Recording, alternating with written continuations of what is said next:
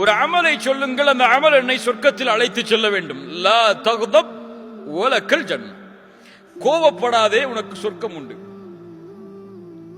உஇத்தத் லில் முத்தகீன், அந்த சொர்க்கம் அவர்களுக்காகத்தான் தயாரிக்கப்பட்டிருக்கிறது. அவர்கள் யார்?